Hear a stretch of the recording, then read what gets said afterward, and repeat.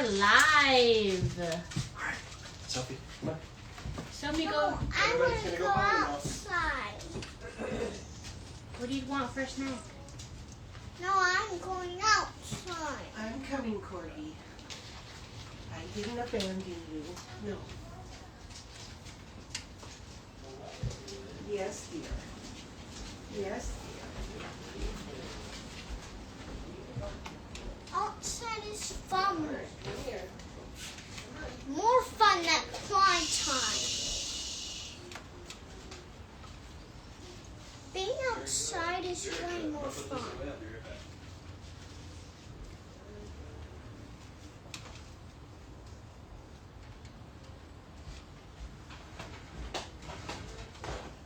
What are we doing? She's having a hard time. Okay, you're having a hard time. What would you like for some candy? Remember all that candy you got from the party yesterday? I'm feeling like I can bribe you with something. Come on. What Look at this. candy?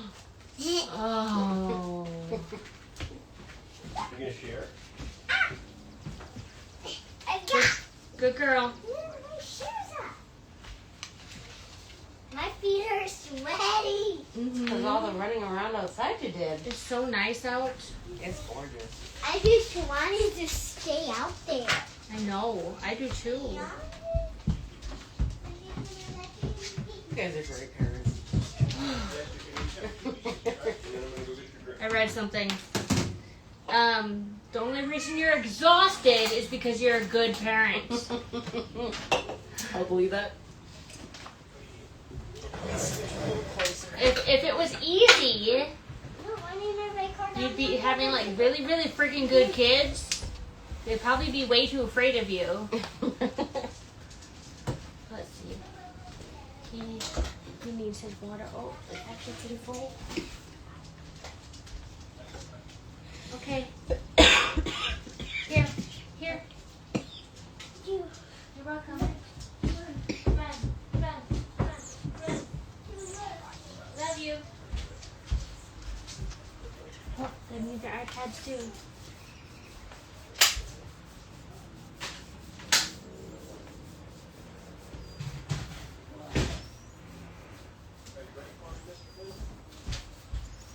Run.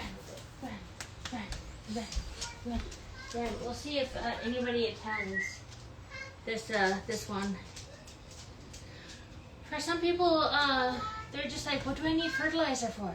Some plants need fertilizer. Like tomatoes. There's a lot of the plants that I covered, the vast majority of them are heavy feeders. Yeah. Which means they do need a regimen. I looked for the heavy feeders. Um, They actually have a lot of flowers that are heavy feeders too. right. And I mean, yeah, you could technically get away without fertilizing, but you're going to wind up with a lot smaller yield, if it even yields. Agreed. We have our first person sign in, and hi! Okay, yep, we're going to start in 2 minutes. Hi, puppy. Puppy. We got 2 people now. I like you too. Yours. Hello. It's so nice out. I'm wearing no sleeves. Sun's out, guns out. And showing off my hairy legs.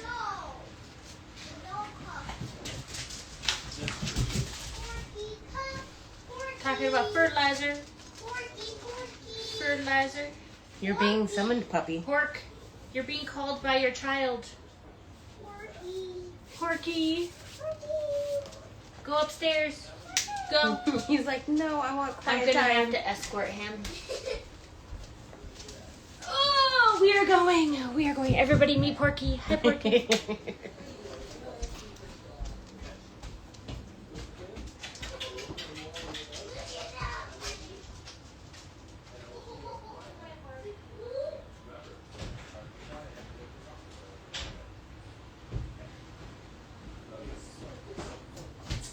Okay. Candy? Yeah, Gigi wants some. Give some to Laura. She wants some. I'm good, thank Oh, you. you're probably going to be on air right now. Oh, so That'd much candy. be a reward afterwards. And then after this, I go to work. I have one client. We're doing service dog training. Nice. Yeah. So, I should not eat candy. I should just drink water. Anything? Okay. No, I can't thank you. Can't do it. I should not. How's your hand? Check it out. Looking good. It is. Really, really nice. Yeah. Okay, it's 1 o'clock. Yes. Okay, so welcome everybody. We're talking about fertilizing your garden and how to do it. Okay, so this is stuff that some of us are just like, there's a lot of science to gardening, and it's kind of confusing. Especially like with tomatoes, there's a lot of flowers that need fertilizing. But we're going to talk about it. So, let's see. Fertilizer is a combination of nutrients your garden needs. So it's food in order to grow and thrive. Each plant has its own needs as far as nutrients go. So make sure you do some research into what nutrients your plant needs. Now, we did provide you a list, a big, I think it's like a 17-page list of your vegetables, the common vegetables, and what they need for fertilizer, nutrients, watering, all that fun stuff. Keep in mind, this is a deep dive into fertilizer and is not always completely necessary to grow many of our plants and vegetables, okay? So, we are going to be talking about NPK, which is the formula. So, N is going to be nitrogen, P is the phosphorus, and K is going to be the potassium. Now again, this handout is in the actual event on gardening. Ooh, that was a good gust. Gardening 101 Minnesota on Facebook. Okay? So you can always look it up later. So nitrogen, it boosts foliage. Okay, it boosts the leafy growth. Potassium, it builds strong roots and flowers. And, sorry, that's phosphorus. Phosphorus builds strong roots and flowers. And potassium, it boosts the overall health of the plant and resilience to disease and pests. It also promotes fruit growth if you are growing something like tomatoes. Yeah. And that is where in this handout I have, let's see, did it, oh, just very confusing. It did come out in this little handout. Perfect. It's beautiful. Okay, so just to give you a visual so that you remember, so handout so that some of this stuff is not just okay. So let's talk about it. When we see fertilizing materials, products in the store, they are going to have that NPK. Okay, so that is what these three numbers mean. Yes. A lot of times, too, some packaging won't say NPK. It'll just have the series of 3 numbers. Mm-hmm. But just know that those 3 numbers, it's like 10, 10, 10, or 5, 10, 10. Right. It is in the order of N, P, and K. Okay. Yeah. Thank you. Yes. So those are the 3 ingredients they're talking about when they have those numbers. So that will be 5, 10, 10, or 10, 15, 10, etc. Okay, so you're looking for a good balanced one. If you want just an overall balanced fertilizer, it's just going to be 10, 10, 10 NPK. Okay? However, store-bought fertilizers are not always required for most plants. Often adding compost or manure is sufficient for most plants that are not considered heavy feeders. Now let's talk about what heavy feeders are. Okay? So there's a lot of flowers, but there's even more vegetables that are heavy feeders. So flowers, astilbe, butterfly bush, dahlia, hydrangea, peony, or peony, however you want to say it, poppy, rose, and sunflowers. Those are all heavy feeders. Okay, those, if you plant them in that spot one year, they might not do well in that spot the next year because they are heavy feeders. They have absorbed all of the nutrients available in that soil. Heavy feeders that are vegetable variety of things. Okay, don't get technical on whether it's a vegetable or fruit. We understand. Artichoke, asparagus. Oh, that's the weird one again. Kohlrabi? No, it's not that one. I understand that one now. Aubergine. Aubergine? Yeah, I think that's how you say it. I think so. I feel like Donald Trump trying to say words. Sorry if you like Trump, not sorry. Broccoli, cabbage, chilies and capsicum, celery, corn, cucumber, leek, potato, pumpkin, rhubarb, tomatoes, courgettes, melon, and watermelons. Those are all heavy feeders for vegetables. And also herbs. Basil and borage are also heavy feeders. Now, some of you might not understand what borage is. It's just a really beautiful, teeny tiny flower, and you can actually eat the leaves. It's actually really good for you. Okay, so, let's see. I also put the source on there underneath, so you can dive more into it if you want to. With this handout, I am providing sources because we are going deep diving. Okay, guys? So, often micronutrients are also required for plants, such as calcium, which helps prevent bloom rot or fruit rot, or boron. Is that how you say it? Boron. Promotes overall key health to producing plants, and it can be added by supplemented with organic alternatives to the soil. So, yes. Can I interject? Yes, quick? please. So, that being said, when you are planting your plants, it is very important that you do research each of the plants' fertilizing requirements. Because if you're going to fertilize, unfortunately, you can't just put like, oh, I'm just going to give this a bunch of nitrogen. Right. It'll work well for some plants. It could kill other plants. And there is such a thing as over fertilizing, which we'll probably get to later on. Yes. Keep in mind, your container gardens, you will need to water and fertilize more often because it depletes the nutrients faster. Also, they dry out faster because they are up out of the ground. Gravity will pull the water down also, and through the soil, requiring more watering.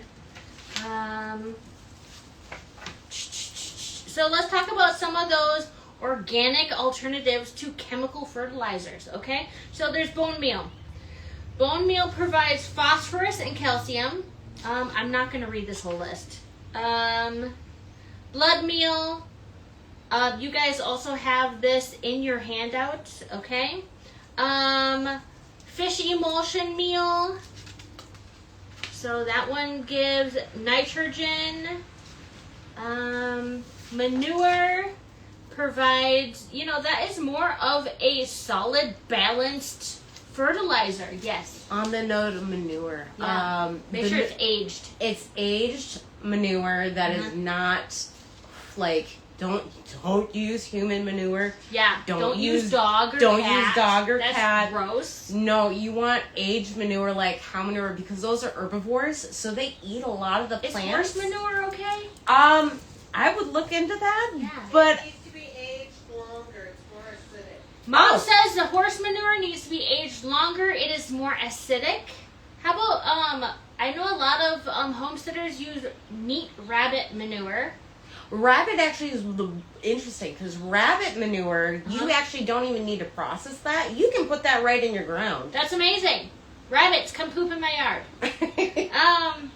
Also, like, they like to use chicken manure too. Aged as well, yes. Aged as well. Fabulous. Okay. Feather meal. That's a good source of nitrogen. Compost organic kitchen materials. I have restarted my compost bin. Sorry, that says baking soda compost bin. Reusing containers is good. So I am putting in a whole bunch of stuff in there. So the clippings from the herbs from yesterday. So yeah. What else? The compost is really, really good to build microbial life and moisture retention in the soil. So it is really, really good to get that rich soil. But you really want, like, we're going to go more into compost, but you really want to do, like, the hot compost, not the cold composting, because the cold composting doesn't give you as much material output. So we're going to be talking about 3 different kinds of composting today, okay? And I figured it would be the 3 easiest, so that's what I'm doing today. Seaweed or kelp extract, rich in micronutrients, including boron and potassium. Alfalfa meal. You can even grow alfalfa for your first crop for the season, and then just till it into the soil or stomp it down and plant then. Totally great ground cover. Then you won't have as much weeds popping up. That's what prevents the Dust Bowl happening again. That's what the government pays our farmers to do, is rotate their fields. So, if you didn't know that, now you know something new. Let's see. It's excellent in nitrogen sources. Worm castings. This is rich in nutrients and beneficial microbes. Powdered eggshells. Now, eggshells, as we know, they take a while to break down in the soil, which is why we like to put them into our compost bins, because they are actually heat treated then, and then they break down faster. Let's see. The eggshells, they are great in calcium carbonate, phosphorus, magnesium, and they reduce soil acidity.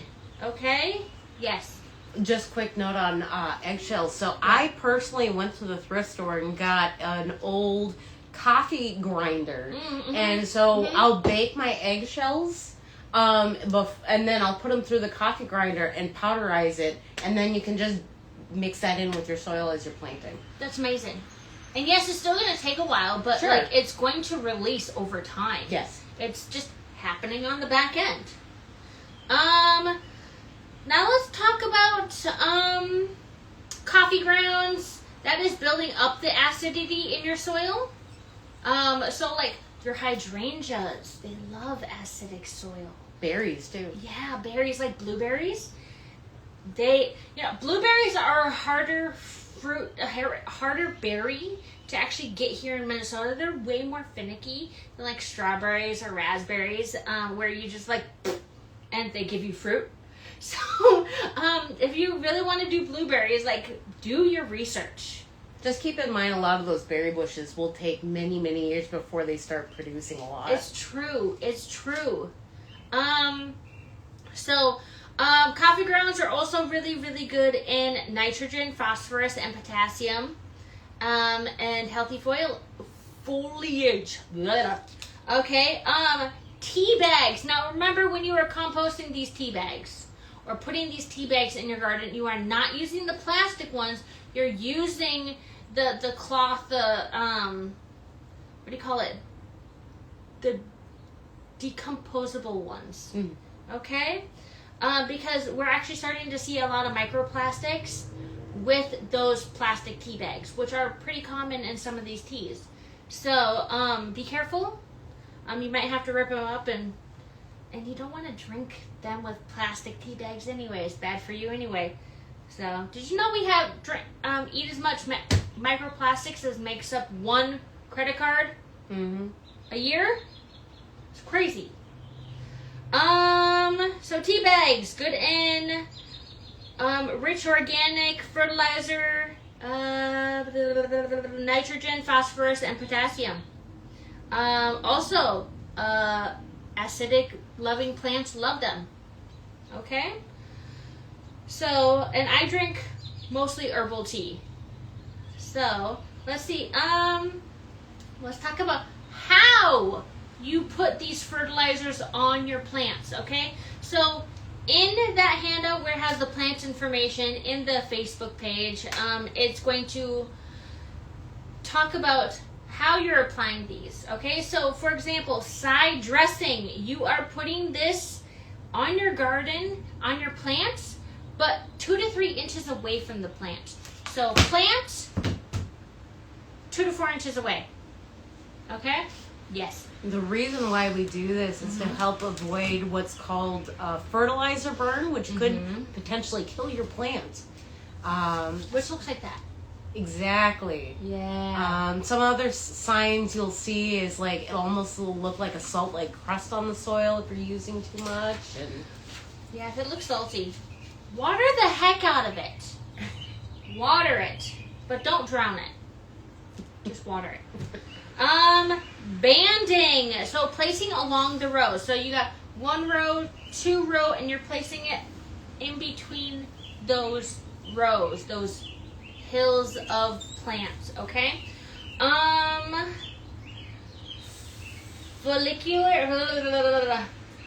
Foliar application, which is pretty much just chicken spray. Chicken spraying how you would feed chickens. You're just tossing it. Okay? Banding. Oh, it's kind of the same thing.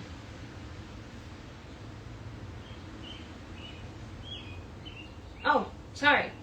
So, foliar application is you would actually literally spray it on the plant. yeah, you mix it with water. Thank you. You mix it with water to spray it on the plant. Although, if you're going to do that, try to avoid spraying directly on the plant and Yeah. hit the roots. Hit just the roots, like Yeah. around. Okay, that's great. That way it'll help avoid certain plant diseases, funguses.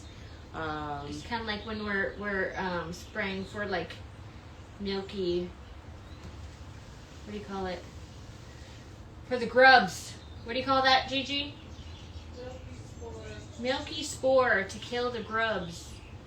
For like Japanese beetles. Yeah. For your linden trees. Broadcasting is that chicken spray. Sorry for, yeah. Top dressing would be placing on the soil. So I would just like place it in the circle right around the plant, right? Yes. Let's see, fertilizer burn, like we just talked about. That is when the plants, the side dressing, your fertilizer, you've done too much or too close, and it looks like that. It is not pretty. Water the heck out of it. Okay. So let's see.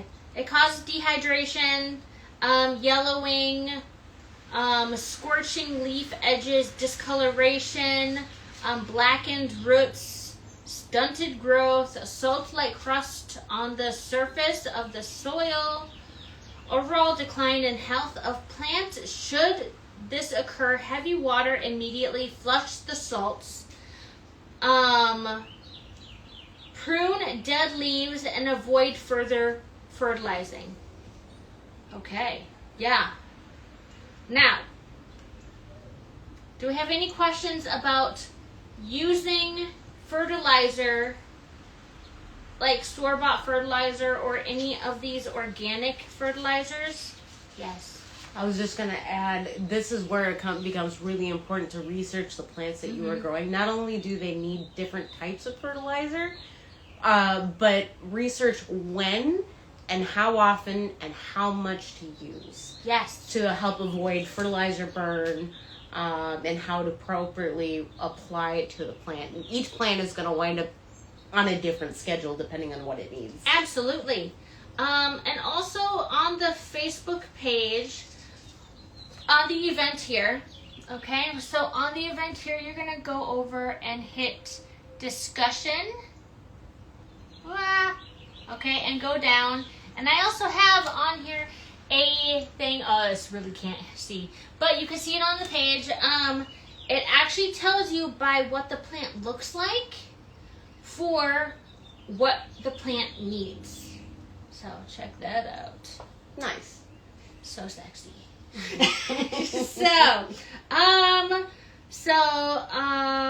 And the handouts are there. I did have to update one of the handouts because it got messed up. Stuff started to shift around on the paper and I had to fix it. So I fixed it. Hopefully it looks better now. So, let's see. Going back. So, with that, let's talk about compost. Okay, like I said, I restarted my compost. I have been very lazy about my compost the last 3 years. I haven't really touched it. So I have been learning a lot of stuff with you guys when I'm doing this. So let's talk about this. Compost. For composting, you just have to get a bin. And it could be as small as this. Okay? It could be as small as this. And you are just taking a bin, having it outside, put holes in the bottom, okay, and holes in the top. Now, you want it to have air to breathe, okay, so you also want to put holes in the sides here, all right. This is just my bin to travel outside to my compost bin every night, okay. So after I get done cooking, I'm taking all my friends that are in here and putting them in the compost bin to be with our other friends. Now, it could be as big as a 3 foot by 3 foot by 3 foot, okay? It is very important to not get too big, and we also need to stir this, okay? So, you need to mix your browns up with your greens, okay? So, greens are going to be like your dry leaves. Sorry, your browns are going to be like your dry leaves, your small twigs, your straw. And greens are going to be like your grass clippings and kitchen scraps, like what I have in my bucket here, okay? So, let's see. The ratio is 2 to 1. So you want to have 2 browns, which is 2 carbons, to 1 nitrogen, which is your greens. Okay, and I know that sounds confusing. So all you really have to do is when you put your greens out there, you cover it with brown. That's it. And then once a month, you stir everything up. Okay? Let's see. Now, I also put, like, my toilet paper rolls out there. Okay? So when I am done with this guy right here, I'm going to take a scissors and I'm going to chop up the brown roll and I'm going to toss it out there. Okay, I also do this with my this would be brown, okay? I also do that with my eggshell and my egg cartons, paper bags. There's so many things that you can reduce your waste with, okay? My son likes his apples skinned because he is spoiled. Because that's what gets him to eat most of his apple. Okay, otherwise he just takes a bite out of it. Oh, I'm done. There's rind on there. And so I put everything in the compost bin that he's not eating. Okay, makes me feel better about some of the stuff I cook too, because then it's just like, okay, as a mom, I'm trying to lose weight. I don't have to eat everything my kids don't eat. Because as parents, we understand that, right? We're part of the generation where we should not waste food, right? Mm-hmm. We should eat our whole plate. And Mom, that is not your fault. It's societal norms. It is a societal norm, okay? I try not to push it on my kids, too. So, we are just chopping up these things really, really small. So if you got fruit, you're going to chop it up really small, okay? If you got like your banana peels, chop them up really small. The smaller the materials are, the faster they will break down, the faster you will get dirt, okay? Keep it moist, but not like dripping. It should be moist enough, like a damp sponge, okay? Like a damp sponge. You need to turn it, they say every couple of days. You got to turn it at least once a month. At least once a month, okay? Don't turn it too often. You want it to be warm. I'm taking the wood chips and I'm moving them back into my garden. I had this huge chip drop. Does everybody know what chip drop is? Chip drop is free, like 13 yards. It was freaking enormous. Only do it if you have the capability, okay? My husband hates me for it. So, because I've done it twice in 2 years. So my garden is looking great now. Keep it moist. It's gonna generate heat. If you don't keep it moist, it's not gonna activate that heat. It's not gonna break down, or it might even catch on fire. That's no bueno. No bueno.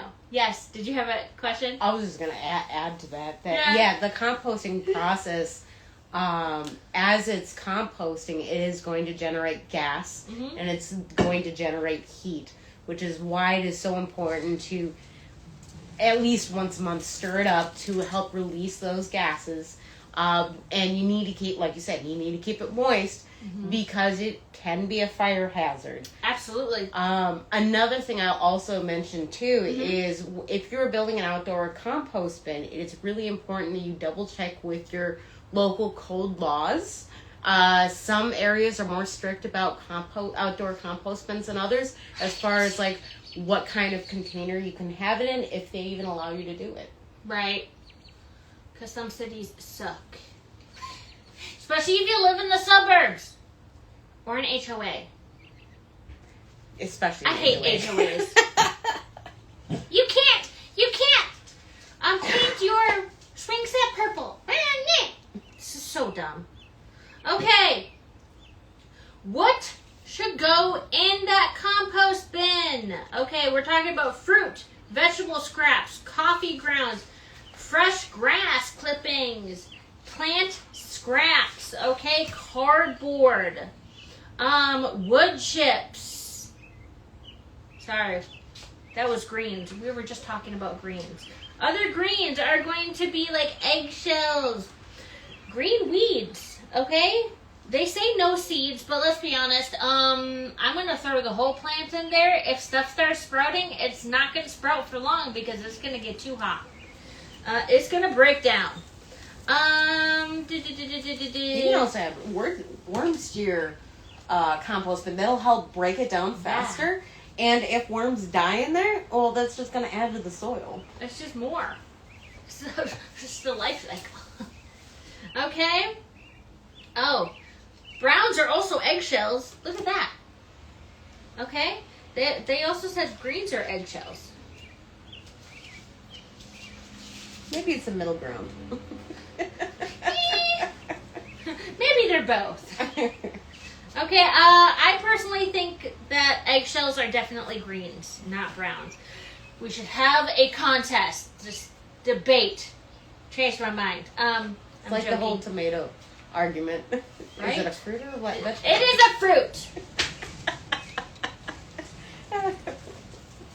Okay, so let's talk about this.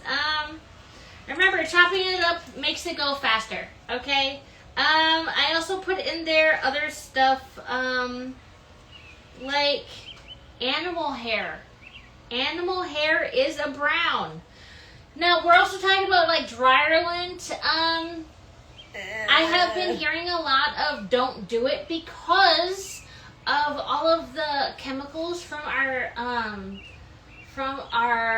what do you call it, detergents. If you're just using soap and water, sure, fine. But then also you're getting plastics from your clothes in that dryer lint. So I would not do dryer-lint. I'm going to fight with that one. Shredded paper, nutshells, natural corks from wine bottles, dried flowers, corn husks, corn cobs, plain bread. I would go with plain bread. Yeah. Let's see other stuff like this. Seaweed. Seaweed's actually great. Yeah. Avenue. That is a green. Seaweed. Healthy flowers and plants. Manure and bedding from plant-eating animals only. Herbivores only. Herbivores only. No omnivores. Like us. Okay? And dogs. Dogs are also omnivores. Okay? Tea leaves, fruit scraps, eggshells, grounds, coffee grounds. Now let's talk about browns. Bread and grain products like rice, pasta. You can put pasta in there. Okay. Which means you could probably even put pesto in there. That would be fun. Okay. Tortillas, coffee filters, shredded cardboard, paper products, no waxed things. So, in other words, like my paper plates here, these are waxed. So these would not be good to go in my compost bin. Magazine papers. Magazine also papers, no-go. no. Toy cardboard, outsides, no. Those couldn't go in the recycling bin, okay, guys? So you're doing something with it still. Doesn't have to go in the trash can, okay? Sawdust, pine needles, fall leaves, corn cobs. They say chop up those corn cobs really, really well. Shredded paper products, not waxed. I said that. Straw, wood chips, and ashes. Ashes from your fire pits are really, really good for your compost, but make sure whenever we're doing any wood products at all that they are not treated. Treated wood materials are poison. Yes. Also, keep in mind when you're adding things like ash from the fire pit, that is going to raise the acidity of your compost, which again is great for berries, but not so great for other plants that really don't tolerate acidic soil very well. Right. Which is why you can also do those bases. I had somebody on here, doesn't the eggshells take years to break down? Yes, they do. But that is a slow breakdown. Their nutrients are being added to the soil slowly through time, and the compost does speed that up. There is another process that I've heard that you can use by if you take powdered eggshell and just add a small amount of lemon juice, you'll get a fizzy reaction. And breaking it down is preparing is enzymaticing it. And then if you dilute that with a lot of water, you can spray that onto the root system of your plants to get a more immediate calcium feed. Release. Yes. I love that. That is great. Things to never put in your compost bin. Okay? Dog and cat and human feces. Okay? Now the only reason why it worked in that movie with the scientist, who was the actor? Mom? Yes. Matt Damon? Yes. Thank you. The only reason that worked is because it was heavily processed and he really did just like engineer the crap out of that. So And it's a movie. Okay, so yes. No animal, dog, no omnivore or carnivore feces. Okay, so citrus and onion peels. They say do not put that in your compost because it's just acidic. That's why. Okay? They don't like it. Fish and meat products do not go in your compost. Sticky labels on fruits do not go in your compost. They say that some of those are edible though. I don't know how old this thing is. I don't know. I don't know how old this is. Well, plus adding meat and stuff, you're gonna wind up attracting a lot of Blech. animals, and no, well, not only is it gonna smell horrid, but you're gonna attract a lot of unwanted animals to your compost bin. Not a good idea. Not a good idea. No dairy products. No cooking oil. They say sawdust from treated wood. Again, no treated wood. Okay? Glossy paper. No glossy paper. No waxy paper. Personal hygiene products. None of that. Unless it's biodegradable. Okay? Which most of it is not. Okay? Diseased plants. So when you're throwing away all of your zucchini plants at the end of the season and they have milky mildew on it, don't put it in the compost bin. Okay? Non-biodegradable products, don't put them in. Coal ash. Do not pour your coal ash from your grill into the compost bin. A lot of the store-bought charcoal that you can get, especially the briquettes, are so saturated with harmful toxic chemicals. And the last thing you want to do is add that to your future soil. Absolutely. Okay, now let's talk about problems that might occur with our compost bin. Okay, so if it smells bad, okay, the cause might be not enough air or too much green material. What you want to do to fix that is mix the pile or add in more brown material.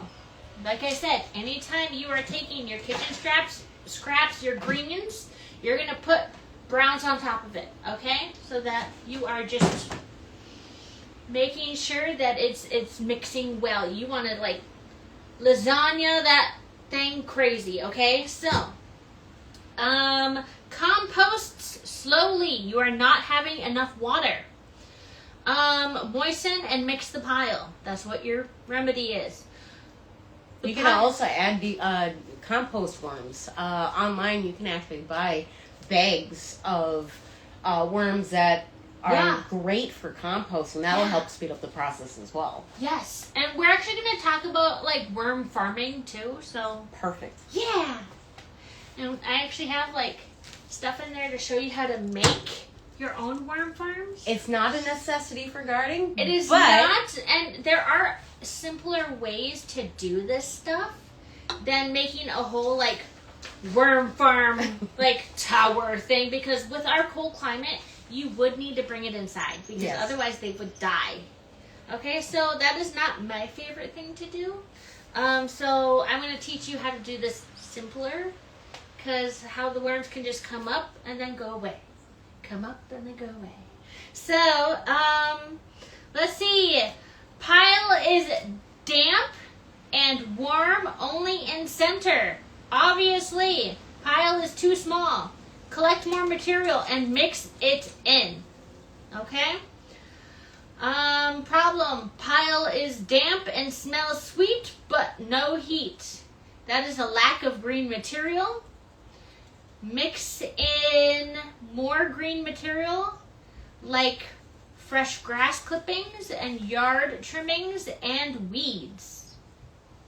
Okay, so now let's talk about how to use our compost, okay? When you're using your compost for flowers and vegetables, you're going to work in 1/2 inch of mature compost into the top 6 inches of the soil with a garden fork or rototiller. Yes. Rototiller. Be sure that the soil isn't sodden with water, as this can result in adobe effect, which it dries and adversely affects the plants. Now, I just got dirt delivered to my house, and since I'm starting like all of these new, I have 7 new garden beds. I'm just restarting everything. I just got topsoil and compost mixed. So you don't want to just do straight compost. It's too rich. You don't want to do just straight topsoil. It's not rich enough. You want it to be mixed. Okay? You can, if you wanted to, you could do like your brown layer, which would be like your wood chips, your sticks, your grass clippings, whatever. Yes, I know, grass clippings are a green layer, I know. Then you would do your manure and then your topsoil. You could do it that way, but if you're like on a budget, or if you are just like you don't have those materials, just get your compost, topsoil, and mix them together. Okay? So let's see. So for this one, you're going to just kind of sink it into the garden bed with a pitchfork, just kind of like inserting it into the topsoil that's already there, okay? Recycling your soil from last year is great, okay? Now, what you do also when you're recycling your soil from last year is you're just taking out all of the major root clumps from last year if we are doing vegetable gardens, okay? If you're doing regular like perennials, you are going to use compost as a mulch and gradually improve the soil, applying it an inch or so deep in between the plants, okay? Because obviously perennials, we're not going to dig them up and put them back in the ground every year. You don't want to do that. We want them to stay in the ground. So we're going to apply it kind of like an additive, okay? Remember, when we're also doing that, you're not putting mulch. We're using the compost as a mulch. You're not going to be putting it right on top of the roots and suffocating the roots, okay? You're going to be adding it around, all right? Let's see, seedlings, potting plants, potted flowers, blah, blah, blah. Use 20% mature compost in the soil mix. If the mix you purchase doesn't already contain compost and worm castings. Okay, so you're just going to add it in to the soil you're going to be using in those pots. For the lawn, you're going to sprinkle 1/8 to 1/4 of the fine compost evenly across the grass. This will improve the lawn's ability to use fertilizers more efficiently so that less is needed in the future. So you are enriching the soil, okay? You're giving it that moisture back, that water retention back, okay? Let's see. Now, I do have a friend. She's actually my boss. She calls herself I think a lawn daddy. She's so awesome. I love her so much. She's like a lot of other lawn driven lawn perfection people. They just love that even, green, beautiful lawn. And I'm like, way to go, man. But me, let it die. I mean, I don't care. My kids. I don't care. I have so many holes in my backyard. So, let's see. So, we also have this on here. That's on the handouts. Indoor plants. Add small handfuls to the surface of the soil inside the pots. It will break down over time and provide nutrients as it decomposes. Okay, so when I went to give some to my my like monstera that's in the other room, I just added on top. Okay. All right. Now we're going to talk about the vermicomposter. For that, we are definitely like talking about. Oh, what is that? It's probably an apple. We are talking about how to take care of worms. All right. We got 15 minutes. Okay. Worm castings, which is worm poop, okay? In your compost makes it particularly good for amending the soil in your garden and growing your plants. They enhance the soil. They enhance the finished compost so that you can rest assured that you create a high quality and incredibly useful product for your home garden. Okay, so now they talk about how this would be good in cold composting heaps. Okay, so cold composting. In these kind of situations, cold composting is where you just don't have the heat generated in the pile. Now, when you're composting, normally, like what we were just talking about, you want the heat. But when you're keeping worms, you don't want the heat. Okay? So, they give you instructions in the handout that I gave you guys how to make an at-home worm farming situation. Okay? So, they even tell you where to buy them, where you can even buy an already made worm farming silo situation. Whatever makes you happiest, yo. Okay, I'm definitely not going to be a worm farmer. It's too much work for me. So, because it's a little bit more complicated. Where like normal composting is not as complicated. Okay? Let's see. Now the cool thing about worm farming is that you also get liquid feed that you can just spray over your garden. So it's like tea for your garden, which is great. It's full of nutrients. And that is essentially just the worm pee. Okay? Super yummy, right, Laura? Yeah. Okay.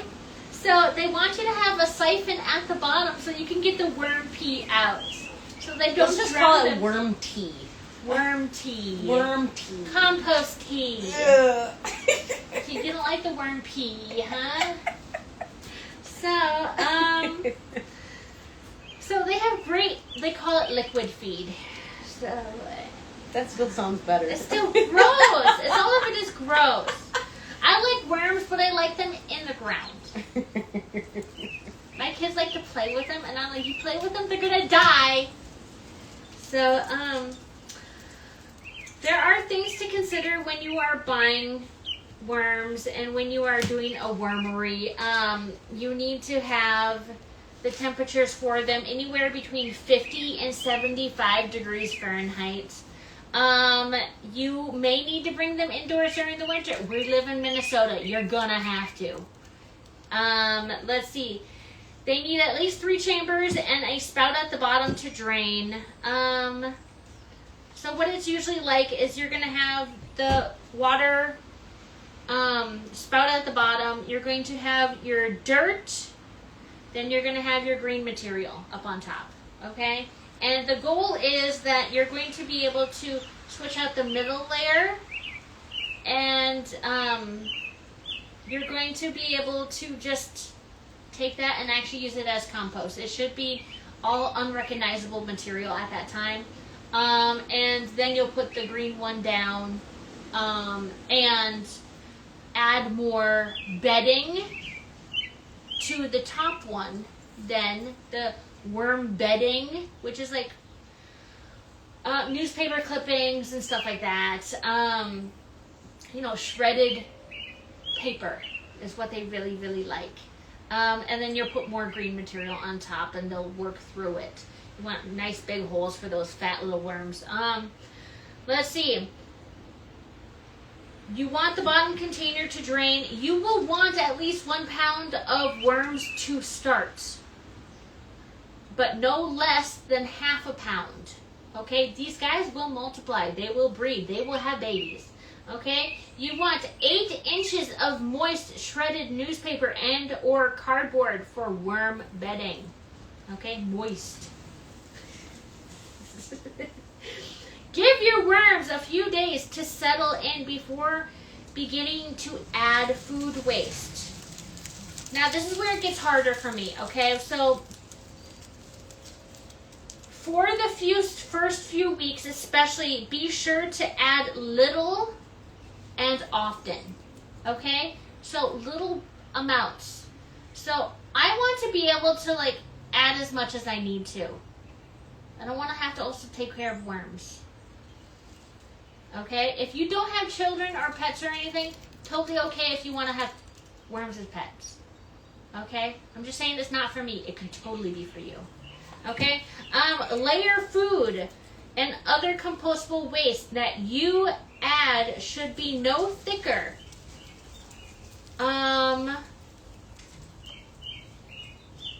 At full operation, it should be no thicker at full peak operation than 3 to 4 centimeters in depth. So teeny tiny, okay? So if you add too much compostable material at once, the worms won't be able to work their way through it. Too much nitrogen-rich material composting on its own can rise the heat of the wormery too much. You will also run the risk of making your compostable system anaerobic, which means it does not have enough air. Okay? And it can begin to stink. We do not want it to stink. It means you need more brown material. Okay? Remember, nitrogen material is green material. You need more brown. Okay? You need to get the right mix of green and brown. So, nitrogen and carbon. Okay, materials. These different types of materials should be added in thin, alternating layers, like a lasagna. Okay? Every time you add some kitchen scraps, you should cover with a similar quantity of brown material, like untreated paper, card stock, dead leaves, you know, those in this example. Chopped up toilet paper tubes, for example, are a good source of brown material from your home. You should not add anything to your worm system that you would not add in a normal compost bin. Okay? Avoid placing in any tough or woody material into your wormery. Do not add alliums. Those are onions. So anything that is an allium. So onions, leeks, what do you call it? Garlic, chives. Those things are alliums. Okay? They're good for compost bins, but not for wormeries. They are good for compost bins, but also the compost bins said that they raise the acidity. Yes. Yep. Just So- like your fire pit ash. Yes. Okay. So, and they also, the worms also do not like citrus peels. They're too acidic. Okay? So I also gave you guys a chart that said what worms do like, what they do not like. Okay? Alright. Alright, so dry leaves, crushed eggshells. No moldy material, no meat or dairy, no animal manure, no citrus, no acid, no processed foods, no rotten food, no spicy foods. They don't like spicy, huh? Let's be honest, no salty foods either. Salt is bad for worms. Limit amounts of bread, pasta, and other starchy materials. It also gives you a quick rundown on how to start your worm haven here. Whoops. All right. So let's also talk about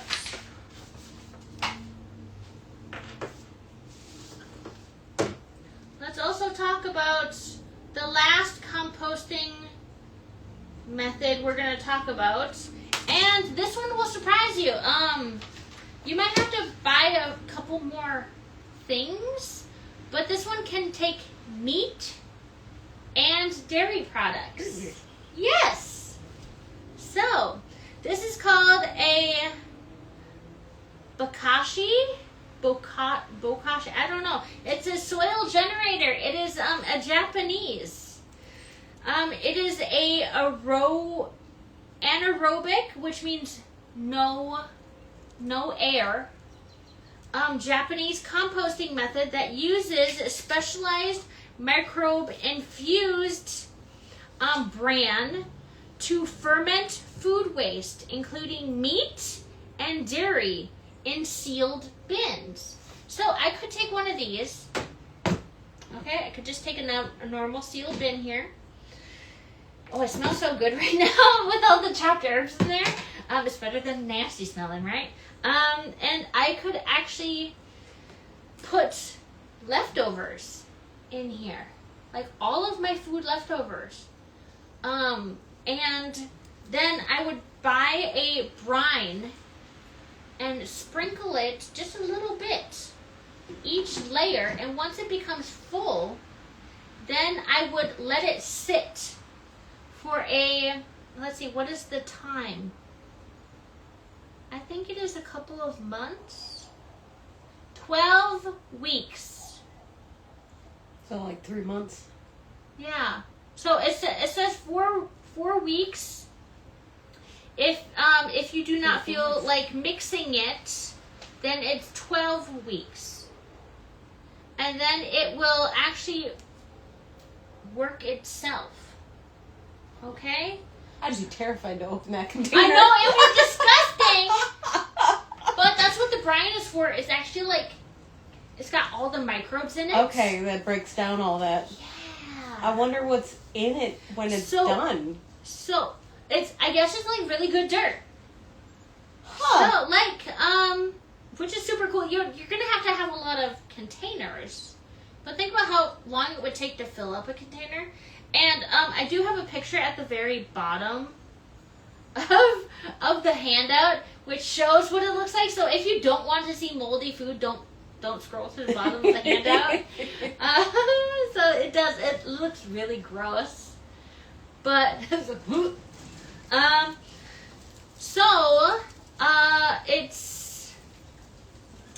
it's fermented liquids. It's pretty much making a fertilizer tea. But it's really cool, like, because it's Japanese, so they're used to living in small environments and like in apartments. Most of them don't own houses. Mm-hmm. So they have to, like, and they're really strict about like what they throw away and how they dispose of things. Like, there are way more bins than we have here. Okay, so this is a really great and green way to dispose of your food that you are not going to eat. So, it says it does not need to be an airtight container or a good fit. Okay? It could even be in a large pot with drain holes. I definitely would not want it to have holes. No. And yeah, you can also use compostable, like even like plant material, like dirt that you wish to throw away. So you can even do this, like, you can have it outside on your balcony. I would double check especially if you're like in an HOA or an apartment, triple check that you can get away with doing something like that. Oh yeah, but it would be a teeny tiny container like this. Sure, but even still, if some they HOAs catch won't wind even- of what it is, they might get real upset about it. Don't tell anybody. Just hide it. Yeah, put your table over it.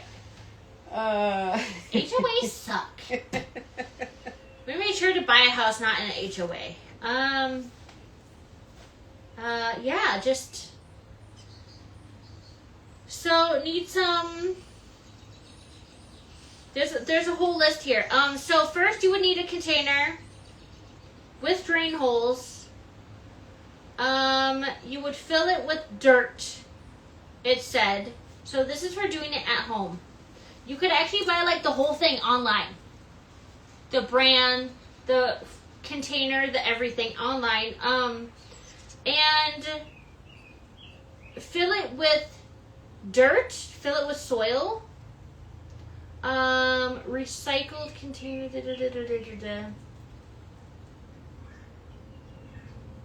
It says to put it over a garden bed or on a garden path so that the liquids can drain. Next you'll need some compost. Just dig some out of your compost bin, it says. And so this is creating material so that after you do this, you can add it to your compost bin, even meat and dairy. Yeah. Interesting. I wonder, does it say how to make the brine or where you can get access to? Well, the brine, I do have the website here. Okay. So that you can actually like That's visit on the handout? it yourself. Yes, exactly. So you want it no more than a third full once you seal the container. And then, you want it, oh my goodness, I'm sorry. You want to pour the compost no more than a third full, okay? The container, it will look like normal food waste, just pickled. I know. Ew. Mix the You're not material selling this. to blend them together as you want to process the soil around 4 weeks. Or if you prefer not to do any mixing, you'll want to produce the soil in around 12 weeks, then leave it alone and proceed to next step.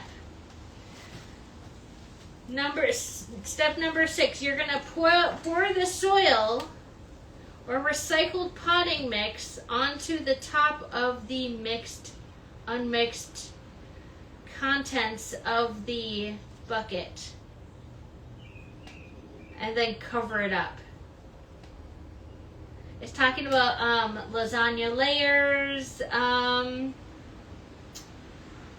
Number 7, cover the container with the lid or cover to stop it from drying out in warm weather or getting flooded in wet weather. The lid to cover can be loose fitting, does not need to be airtight. Even a piece of board will suffice.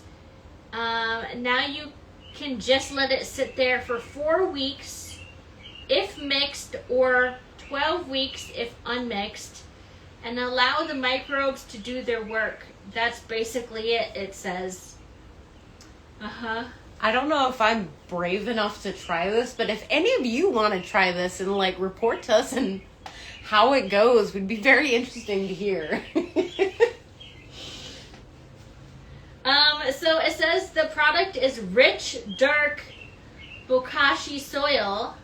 The original materials are no longer visible.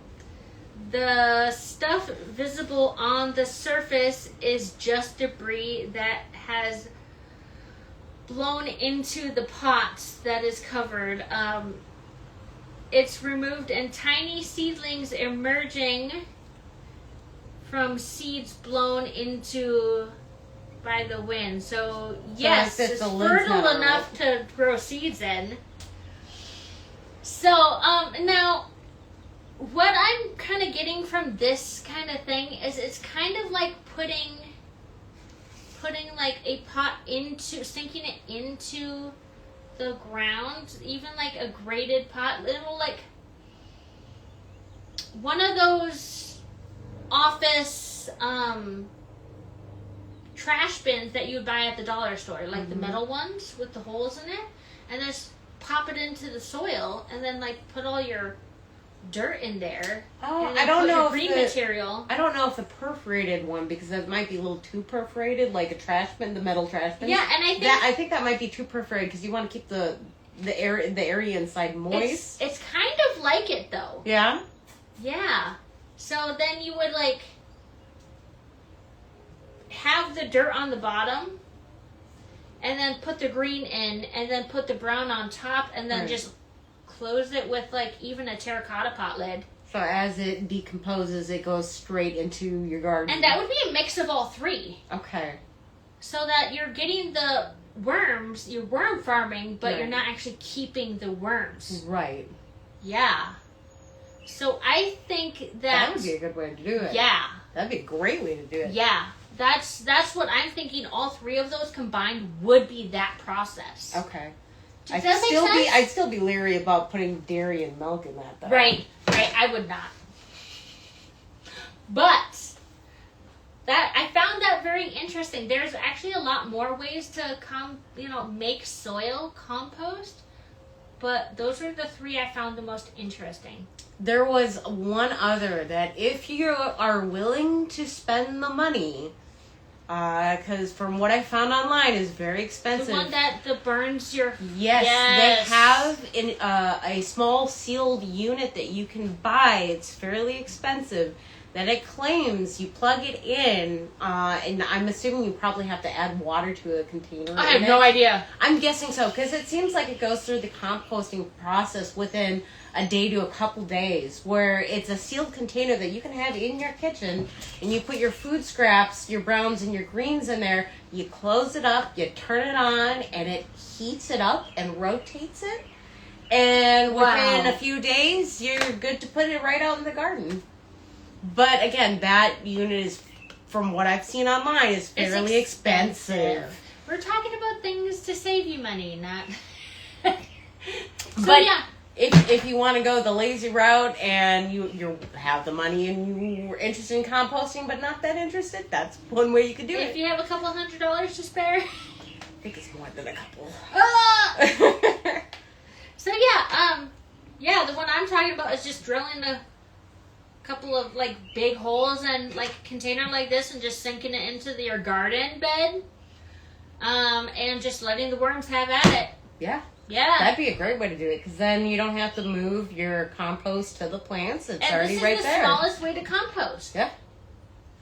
It would be, and then you have worm castings, which is like the best compost. Yeah. So if you guys don't have any questions, we're done. Thanks for joining us. I'm gonna just go through here and see if anybody had any questions. None. Okay. Thanks, guys. Well, another thing you can do, thing you can do is, if you're watching this at a later time than when we're doing our live, if you have any questions, you can always email us. Just ask. What was the email again? It was gardening 101 Minnesota @gmail.com. Perfect. Yep. Okay. Thanks, guys. Bye.